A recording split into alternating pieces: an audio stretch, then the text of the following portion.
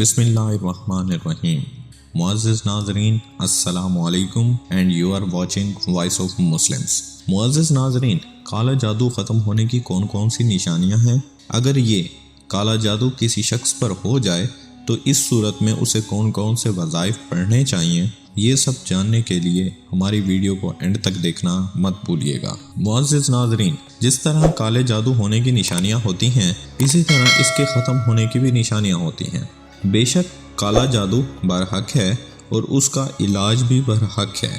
جب حضور کریم صلی اللہ علیہ وآلہ وسلم پر جادو ہوا تو اس کی یہ نشانیاں تھیں کہ آپ صلی اللہ علیہ وآلہ وسلم کے کندھوں پر بہت زیادہ بوجھ محسوس ہوتا تھا، اور آپ صلی اللہ علیہ وآلہ وسلم کو محسوس ہوتا تھا کہ جیسے آپ صلی اللہ علیہ وآلہ وسلم نے وہ کام کر لیا، لیکن حقیقت میں آپ صلی اللہ علیہ وآلہ وسلم نے وہ کام نہیں کیا ہوتا تھا۔ یہ جادو آپ صلی اللہ علیہ وآلہ وسلم پر کیا کیسے گیا؟ صلح حدیبیہ کے بعد محرم 7 ہجری میں یہودیوں کا ایک وفد مدینے آیا۔ وہ ایک مشہور جادوگر سے ملنے کے لیے گئے جس کا نام لبید ابن عاصم تھا۔ وہ انصار کے ایک قبیلے میں رہتا تھا۔ ان دنوں آپ صلی اللہ علیہ وآلہ وسلم کی خدمت میں ایک یہودی لڑکا کام کرتا تھا۔ انہوں نے اس بچے سے آپ صلی اللہ علیہ وآلہ وسلم کی کنگھی مبارک کے ٹکڑے اور کچھ بال بھی حاصل کر لیے، اور یہی کنگھی کے ٹکڑے اور بال لے کر لبید ابن عاصم کے پاس حاضر ہوئے۔ انہوں نے اسے بہت سارے پیسے دیے اور آپ صلی اللہ علیہ وآلہ وسلم پر جادو کرنے کے لیے کہا۔ لبید ابن عاصم نے ایک نر کھجور کے گوشے کے اندر کنگھی کے ٹکڑے اور بال کو رکھ دیے اور ساتھ ہی ایک موم کا پتلا بنا کر اس کے ساتھ رکھ دیا، اور اس جادو کو کنزید کے ایک کنویں ذی ارگان کے اندر بہت بڑے پتھر کے نیچے رکھ دیا۔ جب اس جادو کو کیے ہوئے 1 سال مکمل ہو گیا تو اس جادو نے آپ صلی اللہ علیہ وآلہ وسلم پر اثر دکھانا شروع کر دیا، اور روایات کے مطابق جادو 40 روز تک آپ صلی اللہ علیہ وآلہ وسلم پر اثر دکھاتا رہا، اور آخری 3 دن میں اس نے بہت زیادہ اثر دکھایا۔ اما عائشہ رضی اللہ تعالیٰ عنہ فرماتی ہیں کہ آپ صلی اللہ علیہ وآلہ وسلم میرے گھر میں تشریف فرما تھے اور اللہ سے دعا مانگ رہے تھے کہ اے اللہ میری بیماری مجھ سے دور فرما، اے اللہ میری بیماری مجھ سے دور فرما، اور یہی کہتے ہوئے سو گئے۔ جب بیدار ہوئے تو فرمایا، اے عائشہ مجھے میرے اللہ نے میری بیماری کے متعلق بتا دیا۔ 2 شخص میرے قریب آئے، ایک شخص میرے سرہانے کھڑا ہو گیا اور ایک میرے پاؤں کے پاس کھڑا ہو گیا۔ دونوں آپس میں بات کرنے شروع ہو گئے۔ ایک نے دوسرے سے پوچھا انہیں کیا ہوا ہے؟ دوسرے نے جواب دیا ان پر جادو ہوا ہے۔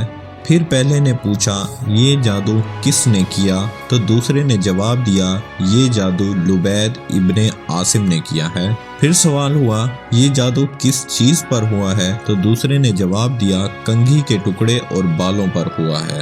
پھر پہلے نے سوال کیا یہ جادو کہاں دفن ہے؟ تو دوسرے نے جواب دیا بنی زرید کے کنویں ذی ارگان کے اندر بہت بڑے پتھر کے نیچے دفن ہے، جو ایک نر کھجور کے گوشے کے غلاف میں موجود ہے۔ تو پہلے نے سوال کیا یہ جادو کیسے نکالا جائے؟ پھر دوسرے نے جواب دیا کہ اس کنویں سے سارا پانی باہر نکالا جائے، پھر کوئی اس کنویں میں جا کر جادو کو باہر نکال لے۔ آپ صلی اللہ علیہ وآلہ وسلم نے حضرت علی اور چند صحابہ کو اپنے ساتھ لیا اور اس کنویں کی طرف چل پڑے۔ پھر اس کنویں سے سارا پانی باہر نکال لیا گیا، اور پھر حضرت علی رضی اللہ تعالیٰ عنہ اس کنویں کے اندر اترے اور وہ غلاف باہر نکال کر لے آئے۔ حضرت علی رضی اللہ تعالیٰ عنہ کا فرمان ہے کہ آپ صلی اللہ علیہ وآلہ وسلم کے بالوں پر 11 گرہیں موجود تھیں۔ اتنے میں حضرت جبرائیل امین تشریف فرما ہوئے اور آپ صلی اللہ علیہ وآلہ وسلم کو سورۃ فلق اور سورۃ ناس پڑھنے کے لیے کہا۔ جیسے جیسے آپ صلی اللہ علیہ وآلہ وسلم سورۃ فلق اور سورۃ ناس کی تلاوت کرتے رہے، وہ گرہیں خود بخود کھلتی رہیں، اور اس کے بعد آپ صلی اللہ علیہ وآلہ وسلم نے وہ جادو وہیں پھینک دیا۔ بعض روایات میں آتا ہے کہ وہ جادو دفن کر دیا گیا، اور بعض روایات میں آتا ہے کہ وہ جادو واپس کنویں میں پھینک دیا۔ اما عائشہ رضی اللہ تعالیٰ عنہ فرماتی ہیں کہ میں نے آپ صلی اللہ علیہ وآلہ وسلم سے پوچھا کہ وہ جادو ساتھ کیوں نہیں لائے؟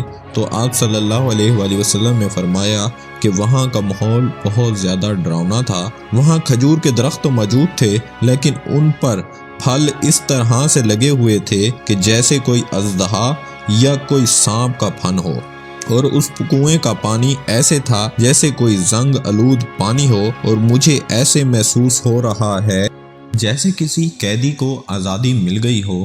تو عزیز دوستو، جیسے ہی آپ کا جادو ختم ہونا شروع ہوگا تو سب سے پہلے آپ کو دلی سکون ملنا شروع ہو جائے گا، آپ کے ڈراؤنے خواب آنا ختم ہو جائیں گے، آپ کو رات کو لگنے والے جھٹکے ختم ہو جائیں گے، آپ کو بلا وجہ کا غصہ اور لڑائی جھگڑا کرنا ختم ہو جائے گا، اور جادو کے خاتمے کے لیے سب سے بہترین وظیفہ سورہ فلق اور سورہ ناس ہے۔ لیکن اس کے ساتھ سب سے پہلے اول چیز دعا ہے، اسی لیے کہا جاتا ہے کہ جادو کا علاج انسان خود کرے تو اس سے بہتر علاج کوئی نہیں کر سکتا، کیوں نہ کہ جس نیت اور خلوص کے ساتھ آپ صورتیں پڑھیں گے یا دعا مانگیں گے، اسی نیت اور خلوص کے ساتھ کوئی نہیں پڑھے گا۔ تو سب سے پہلے اللہ پاک کے حضور دل سے دعا کریں کہ آپ کے اندر جو بھی بیماری اور مسئلہ ہے وہ اللہ پاک ختم کرے اور دور کرے، اور اس کے ساتھ ساتھ سورہ فلق اور سورہ ناس کی تلاوت شروع کر دیں۔ انشاءاللہ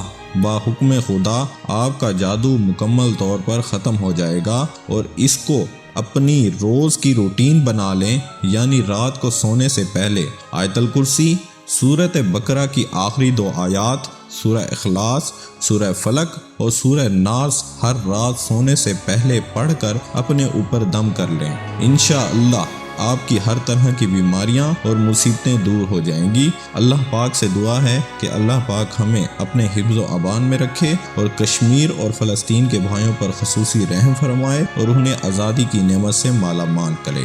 آمین۔ اللہ حافظ۔